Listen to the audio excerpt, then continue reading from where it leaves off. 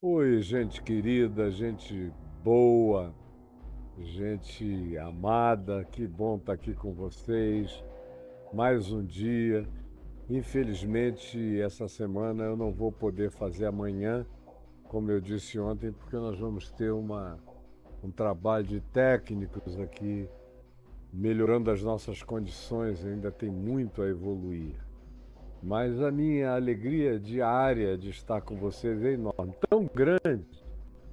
E hoje eu acordei ali muito cedo, tranquilo, fui resolver as minhas coisas pessoais, depois desci, fiquei vendo o julgamento no Supremo Tribunal Federal, depois os comentários, as análises variadas, inclusive amigos meus repórteres, que eu estava querendo ver qual era a reação deles. E quando eu olhei para o relógio, eu tomei um susto. Aliás, foi a minha mulherzinha Adriana que chegou para mim e falou: Ué, você não vai fazer o papo de graça hoje? E eu falei, não, estou na hora, está faltando ainda algum tempo. Quando eu olhei o relógio, meu Deus, já eram 20 para as 4. Aí eu saí desesperado para cá e entrei no ar em 10 minutos, graças ao Tiago e ao Gabiru. Eu estou aqui com você e peço desculpas pelo atraso de hoje, tá bom?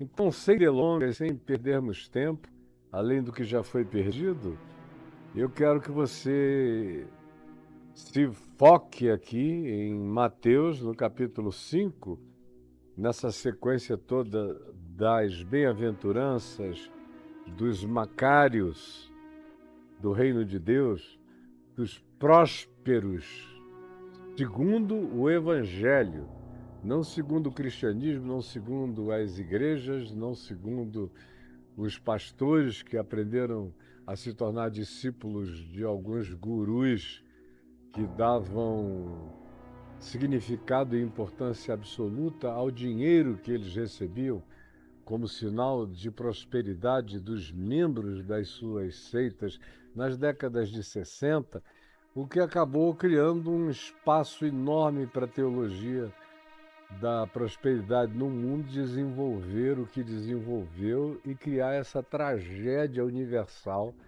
que acabou prejudicando infinitamente aquilo que já não era bom, que era o cristianismo universal, era horrível em muitos aspectos, mas ainda tinha muita gente com o coração sincero e bem intencionado e querendo compartilhar a palavra do Evangelho na sua geração, no mundo todo, na terra toda. Eu fiz parte desse grupo durante décadas no século XX. Mas o que aconteceu do final do século XX e início do século XXI em diante foi essa corrupção, esse emborcamento, foi esse Titanic que desceu direto para o abismo, como a gente vem assistindo com sintomas horrorosos desse tipo de tragédia experimentada por aqueles que confessam o nome de Jesus, mas não sabem o que é o Evangelho, não praticam o Evangelho, não entenderam o Evangelho e são muito mais discípulos de Moisés e do Velho Testamento e das legislações do que do Evangelho da graça de Deus. Então Jesus vem explicando para os discípulos e para as multidões, conforme eu já falei em muitos contextos repetitivos, que não dá para ser feliz sem ter humus no coração, humildade, agasalho para a semente que se fertiliza, a semente da palavra do Evangelho.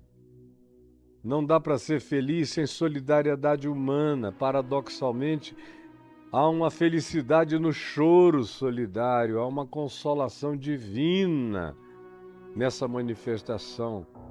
No autocontrole da mansidão, a promessa é que, tanto mais quanto você abra mão daquilo que evite as guerras, você é o sobrevivente final que herda a terra, em todos os níveis ou em qualquer aplicações desse princípio.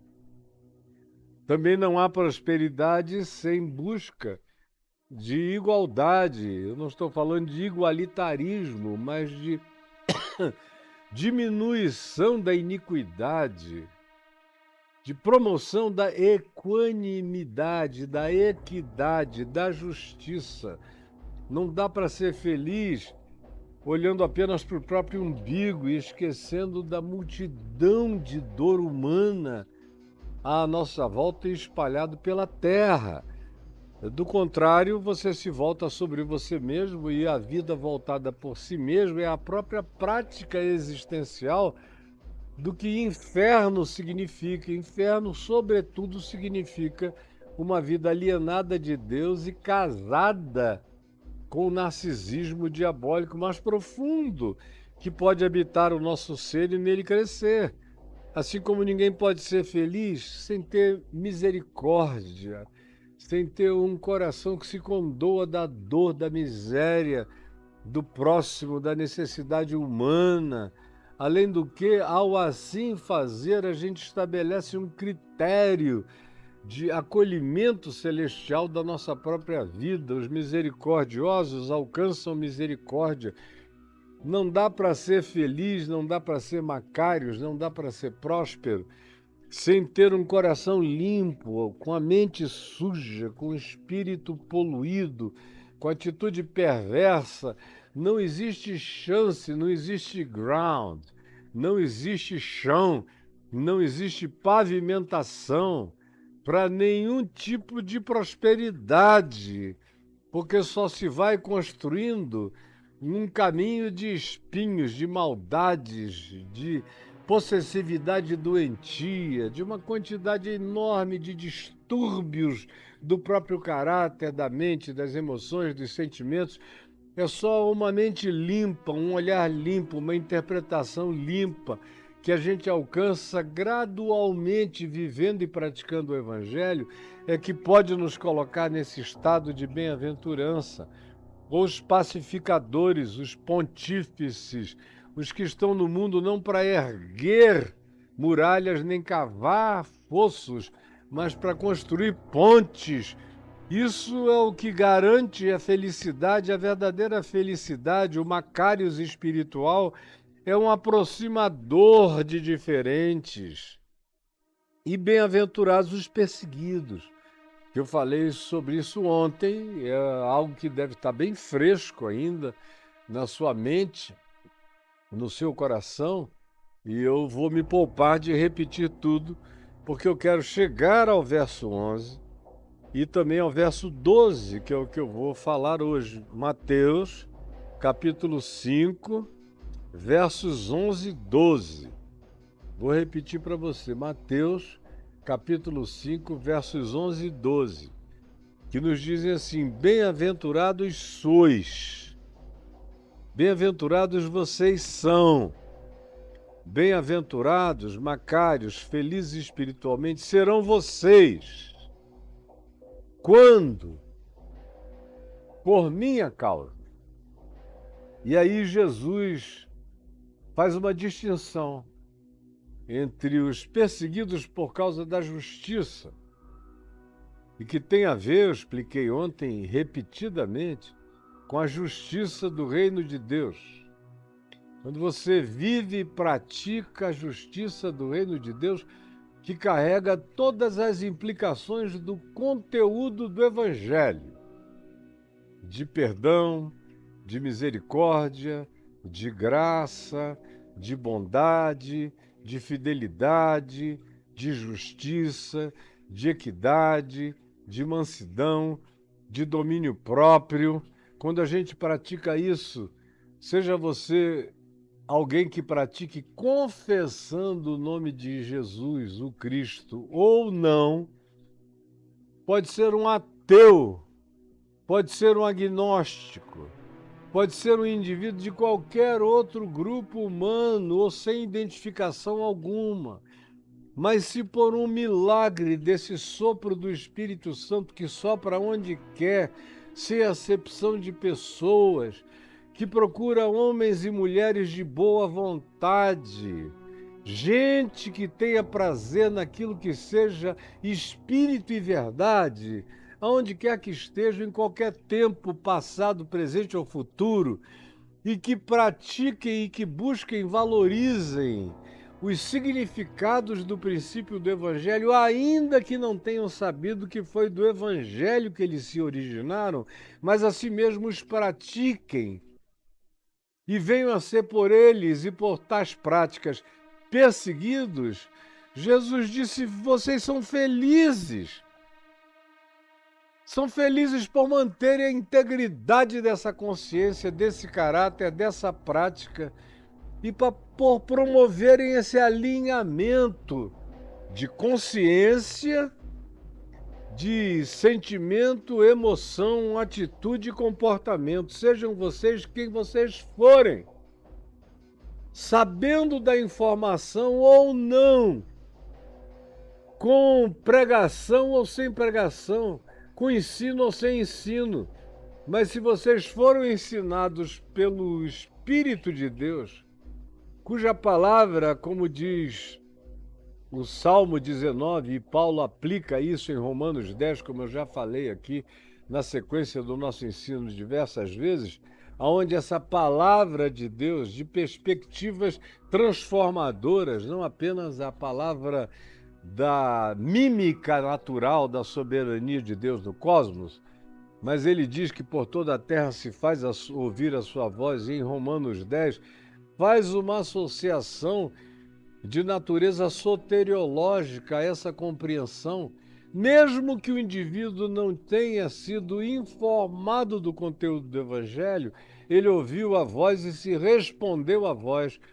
Com fé e com esperança, ele está abraçado por essa graça na terra inteira. Isso foi o que eu disse ontem.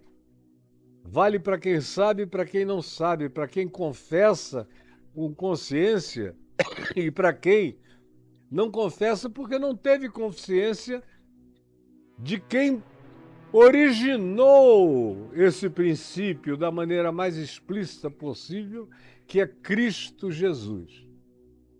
Agora, Jesus está falando daquele que, semelhantemente a Paulo, que era perseguidor da igreja, que tinha um objetivo negativo contra Jesus e contra os cristãos, encontrou Jesus, foi atropelado pela graça de Deus às portas de Damasco, e que depois ouviu Jesus dizer, logo em ato contínuo, algumas horas depois ou no dia seguinte no máximo, dizendo a ele, olha, eu vou te ensinar.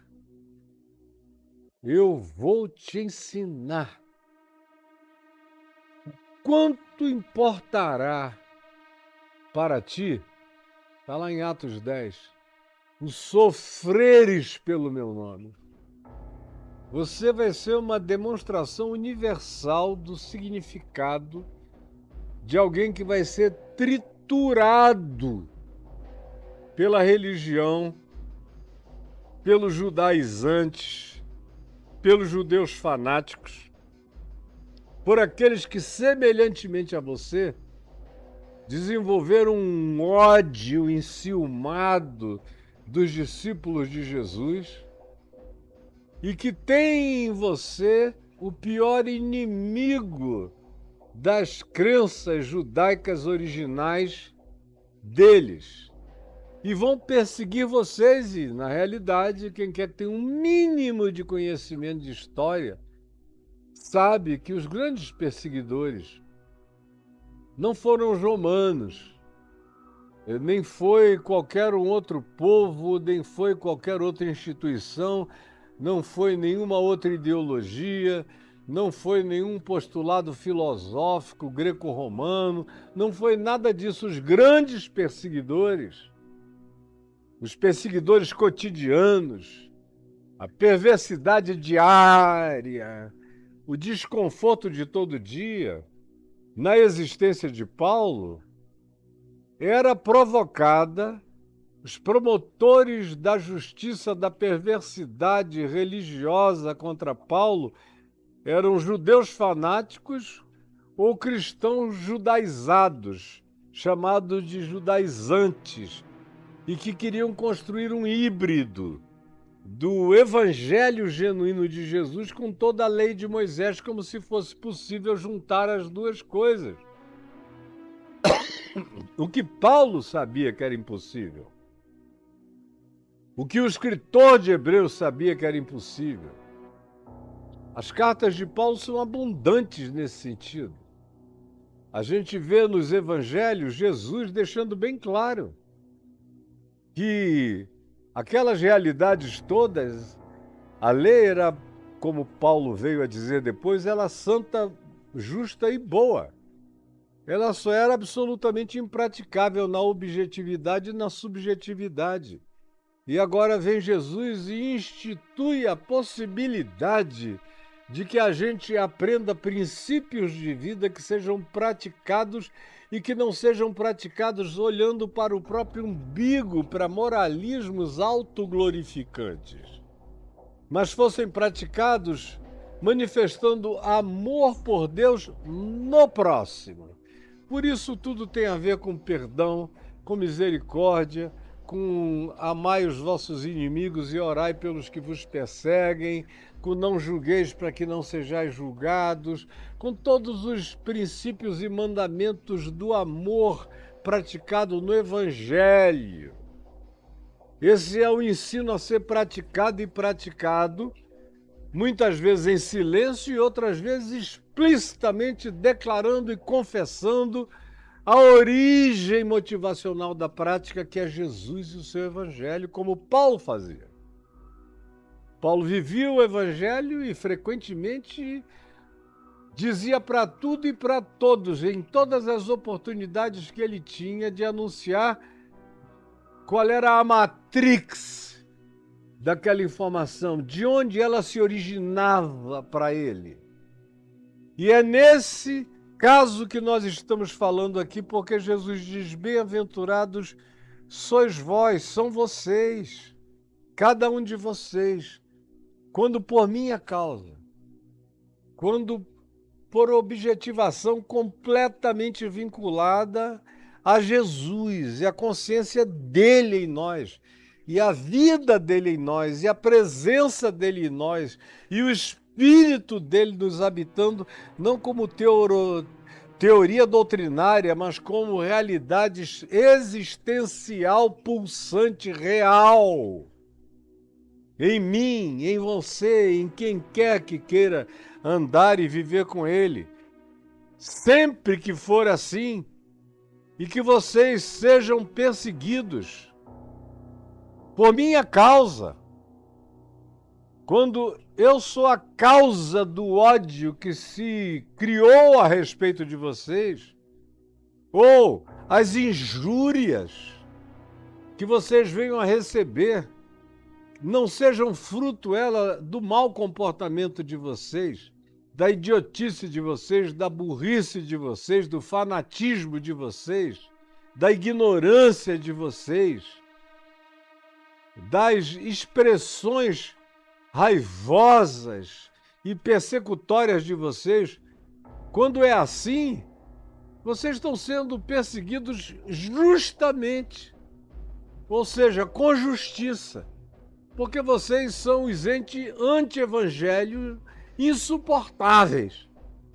Mas quando não é assim, quando vocês praticam o evangelho, a graça, o amor, o perdão, a misericórdia, a inclusividade, a tolerância, o abraço a todos os seres humanos, a expectativa positiva de que o evangelho atraia todos a Cristo Jesus, e ainda assim, na prática de todo bem, vocês são injuriados, todo tipo de calúnia, de mentira, de fake news, de construção mentirosa, de invenção, seja construída e aplicada a vocês.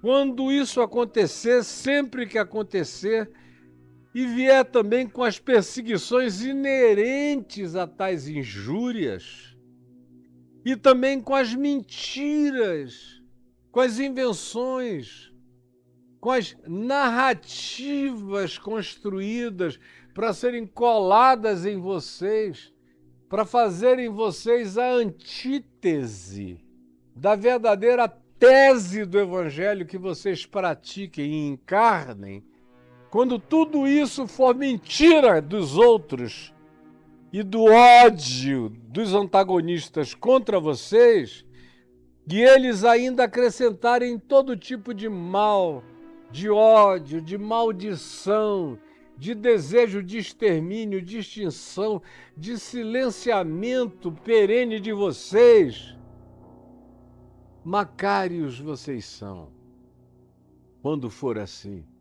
Prósperos segundo Deus vocês serão.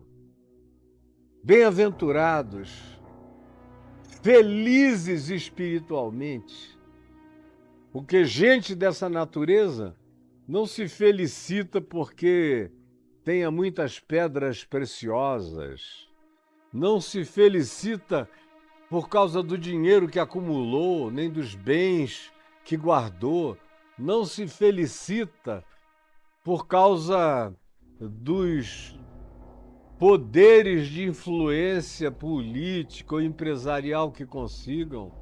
A felicidade deles não vem de conquistas circunstanciais, históricas e passageiras que cabem apenas entre o berço e a sepultura.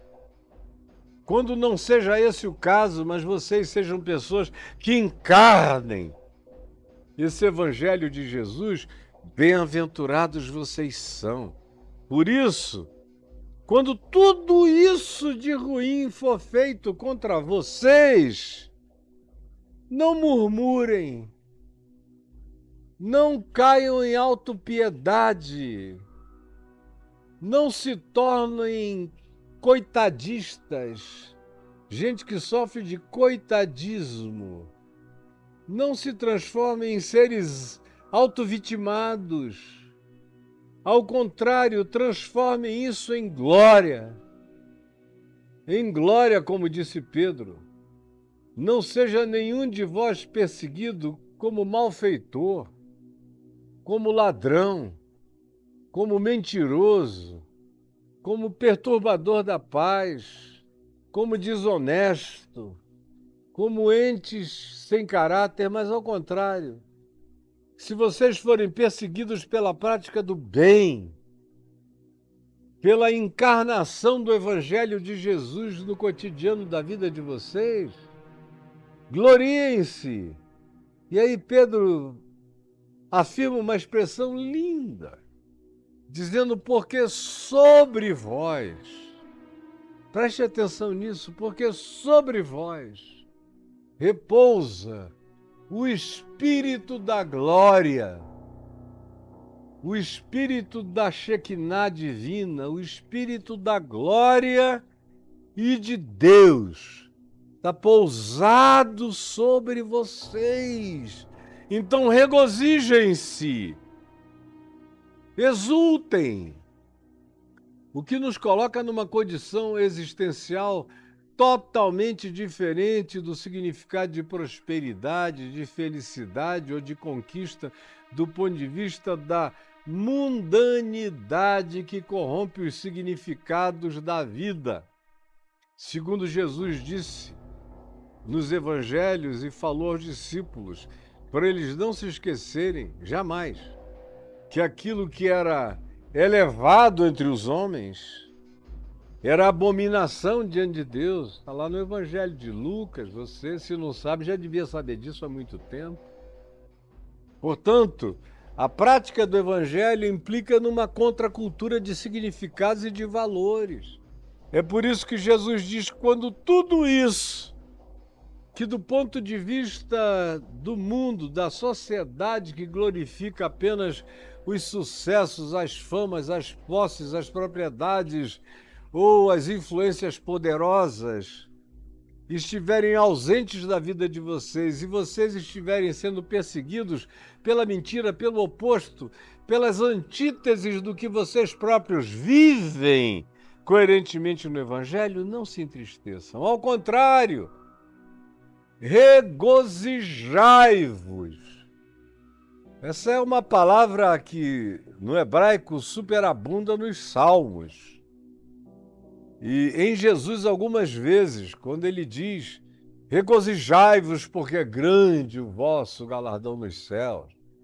Ou quando ele diz aos discípulos, como lá em Lucas 10, alegrai-vos, é grande o vosso galardão nos céus.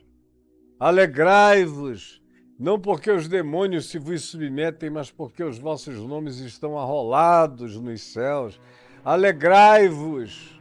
E ele não dá nenhuma razão de amparo ou de afofamento circunstancial da vida. Ao contrário, ele diz, mesmo que vocês estejam dormindo em camas de espinho, vocês vão ter que aprender pela prática do Evangelho a viverem contentes, como ele diz escrevendo aos Filipenses, em toda e qualquer situação,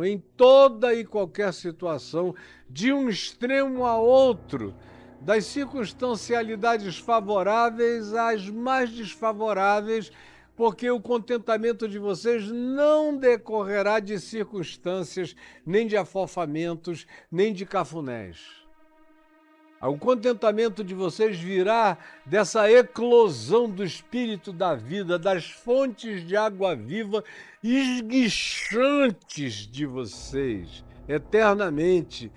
É daí que vem esse contentamento que autorizou Paulo a dizer, e me autoriza a dizer, e autorizaria você, no dia que você quiser crer de verdade no Evangelho. Você pode tudo, que eu posso tudo. Como Paulo disse, eu posso tudo naquele que me fortalece.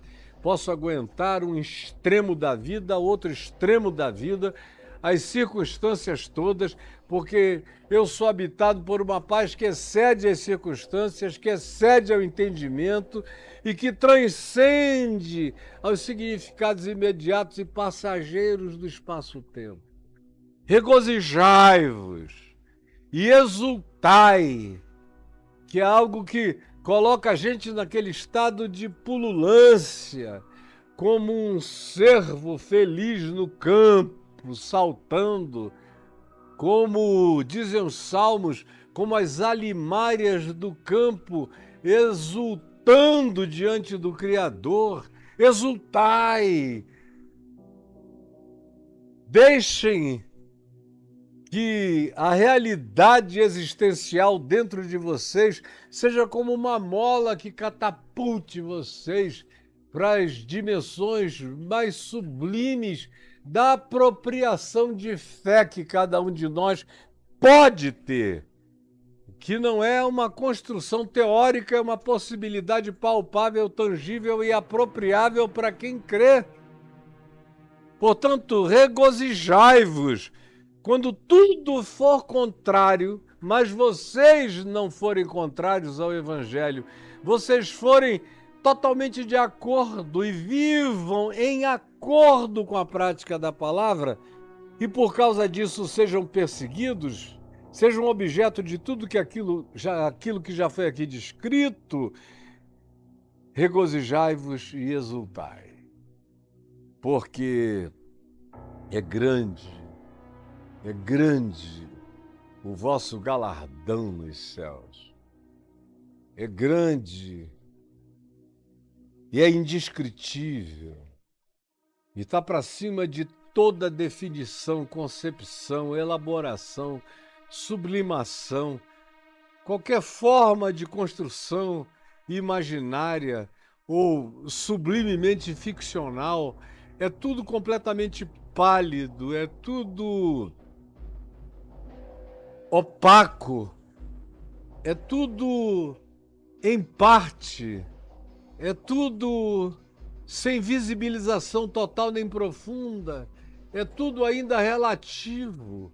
Mas fiquem sabendo pela fé que, conquanto vocês ainda não vejam a grandeza dessa glória, aqui batizada pela expressão galardão, é de vocês. E de vocês jamais será tirada, não importa quais sejam as circunstâncias imediatas que vocês estejam vivendo no momento. É grande o vosso galardão nos céus, como também já é grande o galardão do reino dos céus que me habita, porque o reino de Deus não é algo para ser esperado no futuro, é uma realidade que me habita no presente, como Jesus diz em Lucas 17, como ele diz em João 14, 16, sobre o Espírito Santo que nos habita, como os apóstolos, especialmente Paulo, afirmam sobre essa alegria ultra circunstancial que excede a todo entendimento, que essa habitação do reino de Deus em mim, no meu coração, não apenas numa perspectiva de futuro, mas de realidade existencial hoje, agora, aqui, no meu presente. Olhe bem para mim, você, olha bem para mim, olha bem para mim, nos meus olhos. Você está olhando para um homem cheio do reino dos céus, cheio do reino de Deus, sem nenhuma jactância.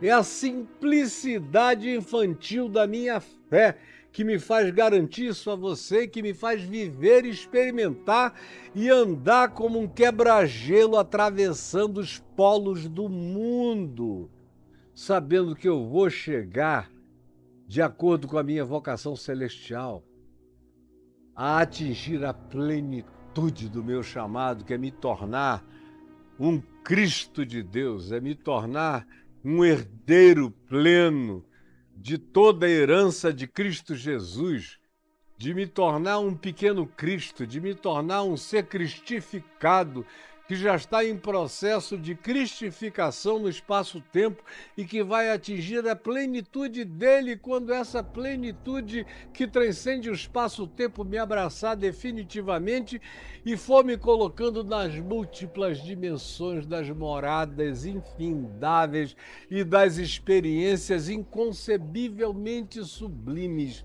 de Deus, na eternidade do meu ser e do seu ser também. Esse é um chamado que me alegra, que me galardoa, que me faz exultar, que me faz viver em estado de regozijo mesmo quando dói.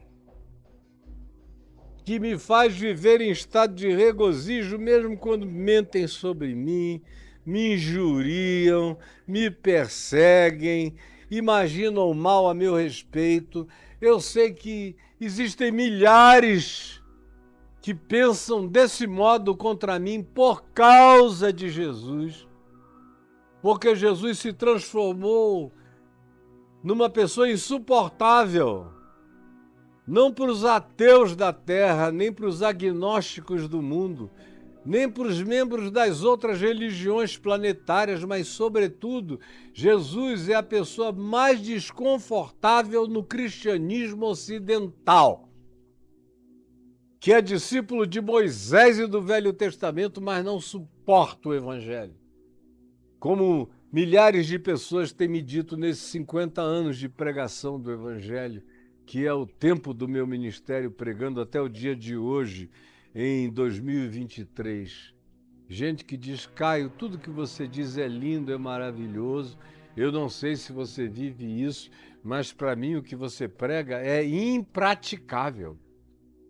É impraticável porque o Evangelho só é praticado pela fé e para quem mergulha de cabeça, para quem pula no vazio, no nada, crendo que vai ser abraçado pela verdade da graça de Deus e vai botar o pé na plataforma invisível, porém indestrutível, dessa caminhada que me faz atravessar todos os abismos da existência até chegar ao trono da graça, como diz Hebreus, na Epístola aos Hebreus, onde eu já estou ancorado. Já estou ancorado no trono da graça. E a âncora do trono da graça está ancorada em mim. Por isso é que nada me separa do amor de Deus em Cristo Jesus, como Paulo diz em Romanos 8. Regozijai-vos e exultai, porque é grande o vosso galardão nos céus. Pois assim, eles perseguiram os profetas que viveram antes de vós. Foi assim que trataram aqueles seres que, de acordo com Hebreus, no capítulo 11, são aquelas pessoas das quais o mundo não era digno. Lembra lá de Romanos, no capítulo 11? Que vai até o verso 34, falando sobre aqueles que, pela sua vida, honraram a fé. E que, aliás, que foram honrados pela fé. E aí, do verso 35 em diante, começa uma lista de tragédias, falando daqueles que, contra tudo, contra todos, e apesar de qualquer coisa, mortos, decapitados, cerrados pelo meio, perseguidos, vivendo nos antros da terra, abominados e aborrecidos por todos. Todavia não negaram a fé, honraram a fé. Contra todas as circunstâncias da vida, eles não retrocederam em momento algum, porque afinal de contas Jesus diz: é na vossa perseverança que ganhareis as vossas almas. E se vocês aprenderem isso e tiverem a alegria desse regozijo, se vocês estiverem nesse projeto de vida, nesse estilo de vida, nesse convite à encarnação do Evangelho, o privilégio maior das existências de vocês, o privilégio maior das existências de vocês, vocês se transformarão em Isaías contemporâneo, em Jeremias contemporâneo, em Ezequiéis contemporâneos, em Oséias, Amós, Obadias contemporâneos, em gente que viveu contra todo status quo e, apesar de todas as perseguições, praticamente nenhum deles morreu de morte natural, a maioria deles foi sacrificada, apedrejada, cerrada pelo meio ou marginalizada para morrer em exílios sem companhia. Mas essa é a grande promessa de galardão que Jesus faz, é dizer, eles fizeram assim com essas pessoas das quais o mundo não era digno. Farão assim com vocês também, se vocês viverem de fato como meus discípulos. E não tem galardão maior para um ser humano na face da terra do que receber a promessa de, em vivendo como um profeta do Evangelho, encarnando a boa nova com graça, cheios do amor de Deus, da bondade de Deus, da tolerância de Deus, da inclusividade de Cristo Jesus, vivendo assim e mesmo assim sendo perseguidos, praticando o bem e sendo entendidos como se fosse o mal, praticando toda a graça de Deus e sendo tratados pelo ódio da desgraça humana. Não se acabrunhem, nem fiquem frustrados, porque vocês não estão aqui para não serem frustrados. A existência de um discípulo nesse mundo que coloca as suas expectativas em galardões que possam acontecer entre o berço, o nascimento e a sepultura, quem quer que assim tenha tal expectativa é um infeliz, vai viver muito, muito, muito infeliz. Como muitos pastores, não tendo aguentado a frustração que o cristianismo vem produzindo nas últimas décadas. E aí eu teria histórias longas do século XX para contar, mas não é o caso aqui, agora, nem hoje. Mas houve surtos de suicídio nos Estados Unidos da América, como aqui no Brasil também, especialmente por parte daqueles pastores que colocaram toda a sua esperança entre o berço e a sepultura, crendo que o cristianismo iria ser prevalente na Terra e que na nossa geração, no século XX, nós iríamos evangelizar o mundo. O que não aconteceu, o que a gente fez foi desevangelizar a igreja e corrompê-la toda. Quem colocou sua esperança na vacuidade desse espaço de tempo, está vivendo frustrado. E tem gente que não está aguentando a depressão, a angústia, a frustração, a tristeza e, eventualmente, o suicídio. Porque a sua esperança não estava nos céus. Como Paulo diz, aonde Cristo vive, acima de todo principado, potestade e poder. Ao contrário, era uma esperança terrena, de glórias momentâneas. E o Evangelho não faz nenhuma promessa para nenhum profeta sincero, verdadeiro, para nenhum discípulo que encarne o amor de Deus nas suas relações humanas nesse planetinha, não faz nenhuma promessa de que o mundo vai se levantar para nos aplaudir de pé, ao contrário. Mas se você mantiver esse equívoco como esperança falsa dentro de você, o melhor que pode te acontecer é viver de depressão em depressão, de tristeza em tristeza, de mágoa em mágoa. E o pior que pode te acontecer é não aguentar a dor da frustração e tirar a própria vida.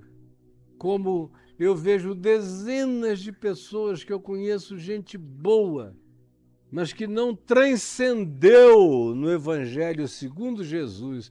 Ao contrário, colocaram as suas bases e seus fundamentos naquilo que pode acontecer só no espaço-tempo entre o berço e a sepultura, e viram qual foi o resultado, o bumerangue negativo que caiu sobre o cristianismo, que é apenas uma designação que vem do imperador Constantino para cá, mas que não tem nada a ver com o evangelho original de Jesus. Mas a maioria dos cristãos são discípulos do cristianismo constantiniano e não da pureza simples do evangelho de Cristo. Aí o cara coloca toda a vida dele aí, ele vai para o seminário, depois ele faz mestrado, ele faz doutorado, ele faz pós-doutorado, ele faz política denominacional, ele quer ganhar titulações e ser emérito, catedrático, acadêmico, e no fim de tudo, o filho dele é infeliz, a esposa dele não aguenta mais de depressão, a comunidade que ele dirige é um lugar de guerra, de conflito, de raiva, de ódio, de divisão ideológica. As ambições dos colegas ministeriais dele são todas elas ambições de gente que quer poder na mão, e é onde a transcendência do Evangelho morreu, desapareceu. Aí o que ficou é aquilo que Paulo diz em Romanos, no capítulo 15. Preste atenção, olha aqui nos meus olhinhos. Paulo diz, porque se a nossa esperança em Cristo se limita apenas a esta vida, nós somos os mais infelizes de todos os homens. É melhor ser um ateu do que ser um cristão cujas esperanças se limitam apenas a esta vida. A vitória da igreja e do cristianismo, infeliz será você. É melhor ser um agnóstico. É melhor ser uma pessoa de qualquer outra perspectiva. Porque pelo menos ela não vive a ilusão de receber glórias deste mundo na terra, que é uma promessa que Jesus disse que só o diabo faz. Tudo isso eu te darei se prostrado me adorares, não é um convite de Jesus, é um convite do diabo. E que o cristianismo aceitou e milhões de pastores e sacerdotes e pessoas aceitaram, por isso nós vivemos a miséria espiritual que nos cerca, a vaziez angustiosa que nos domina. E não é isso que você quer para você. Não é isso que eu quero para você. E graças a Deus não é isso que me habita. Eu posso morrer hoje, você vai saber que morreu um homem Macários, feliz no Evangelho de Cristo Jesus, porque quem acompanha a minha vida sabe de todos os perrengues que eu já sofri dos fanáticos judeus evangélicos, dos fanáticos, dos evangélicos judaizantes, dos cristãos fanáticos legalistas.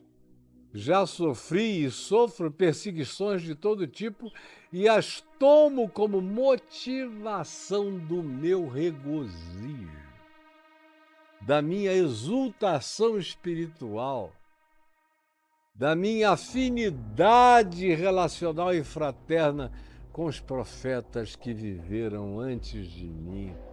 Essa é a felicidade inarrancável plantada no meu ser e que pode ser plantada no seu ser, em todos nós. Eu espero que a simplicidade do que eu falei como palavra de fé, sem nenhuma ilusão de busca academicista, eu não tenho tempo para isso.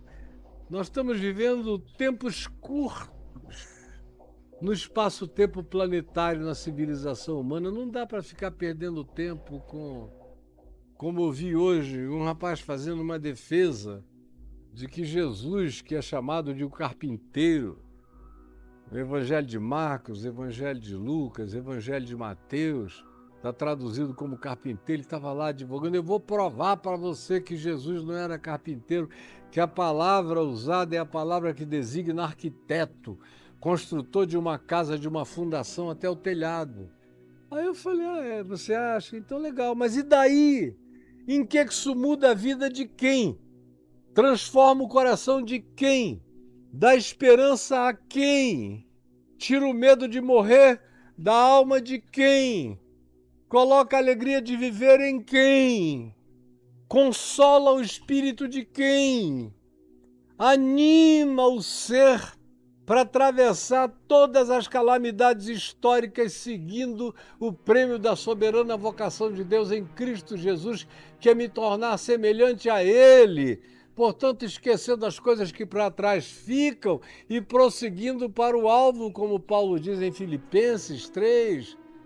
Meu Deus, eu estou aqui nesse mundo para afirmar o que Jesus fez e ensinou. Não quem ele não era, não quem ele não foi, não qualquer outra coisa. Eu estou aqui, não há tempo a perder. Não há tempo a perder com o que Jesus não ensinou, não disse, não mandou praticar. Só há tempo a ser investido naquilo que Jesus pregou, e tudo que Jesus ensinou é o que muda o coração, é o que faz nascer de novo. É o que faz mesmo aquele que, sendo mestre em Israel e não entendendo coisas sublimes, ele possa ter a chance de, em nascendo da água e do Espírito, compreender uma dimensão totalmente nova, ver o reino de Deus pela primeira vez na sua existência, numa perspectiva nova. Você me compreende ou não me compreende? E eu espero que, em me compreendendo, você coloque toda a sua fé no que eu estou te dizendo, porque eu quero ser julgado se eu não estiver te ensinando o evangelho mais puro, mais simples, que Paulo validaria, que Pedro validaria, que o meu Senhor valida. Que o meu Senhor valida. E a maior prova de que ele valida é que enquanto eu estou falando aqui meramente por essa palavra, está me ouvindo? Meramente por essa palavra eu vejo depressões serem arrancadas no tapa na alma de gente que queria morrer. De repente, diz o que é que aconteceu? Palavra de Deus, a palavra da fé, a palavra da ressurreição, a palavra da esperança, o fator ressurreição eclodiu do coração. E o indivíduo que queria morrer agora quer viver para sempre em Cristo Jesus. Essa é a demonstração, são sinais que se seguem, são mentes pacificadas, são espíritos ancorados na paz que excede a todo entendimento. Esse é o valor, esse é o significado, essa é a riqueza, esse é o tesouro, esse é o galardão. É para isso que eu e você fomos chamados, o resto é ilusão, é miragem, é engano. E, infelizmente, muitos de vocês nunca viveram outra coisa senão aquilo que vocês chamam de fé, e que nunca foi fé segundo o Evangelho, mas são apenas crenças da igreja e que não produzem a ebuliência existencial das fontes de água da água da vida emanando do nosso ser e do nosso coração.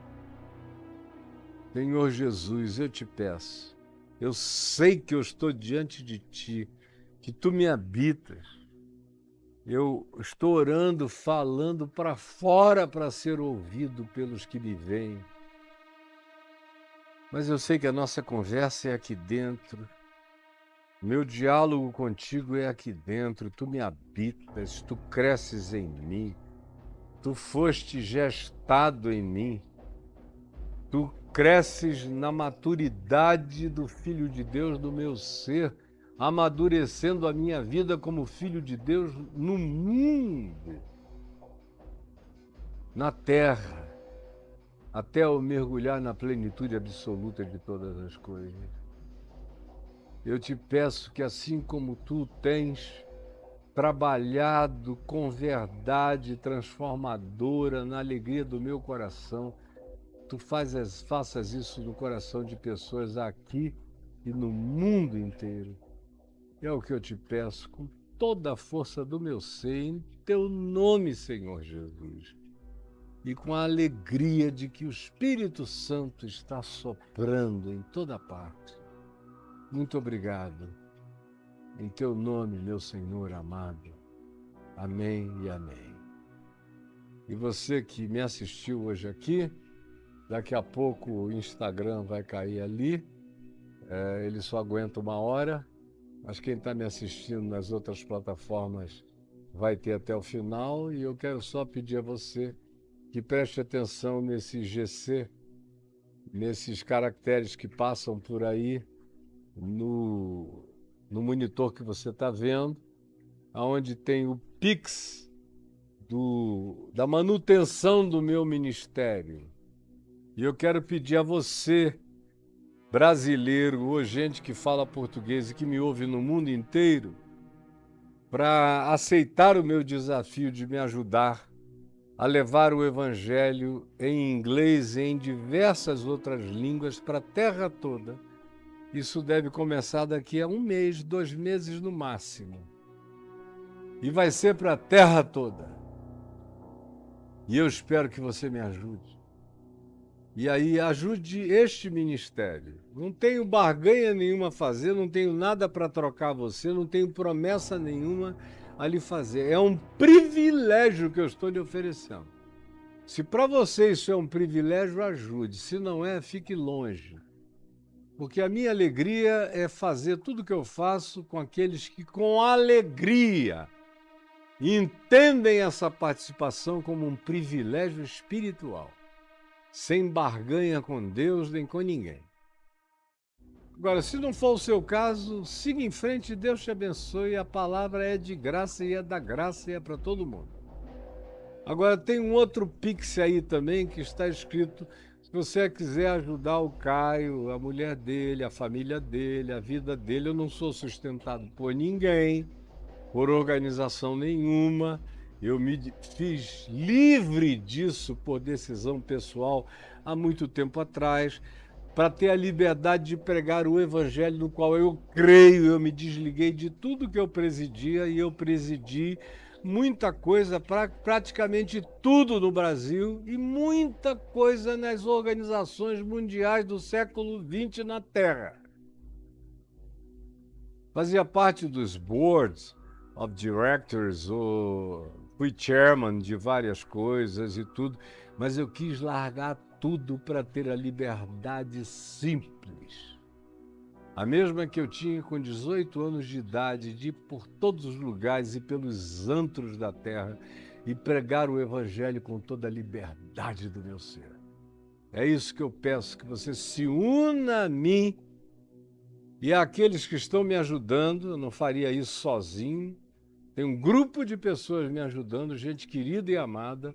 Ajude-nos, envie a sua colaboração e eu paro por aqui, porque o meu negócio não é insistir com nada, a não ser insistir em que você dê lugar a Deus.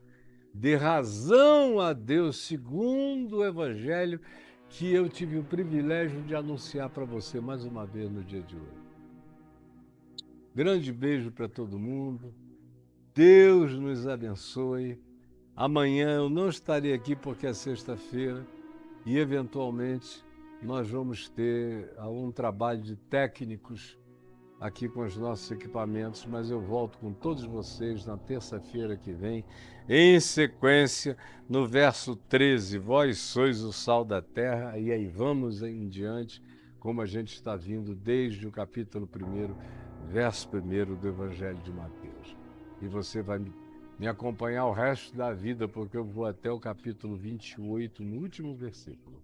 Vem junto, tá bom? Deus nos abençoe a todos nós. Fiquem em paz. Todo mundo, todos nós. Graças a Deus. Amém, amém. Em nome de Jesus. Amém.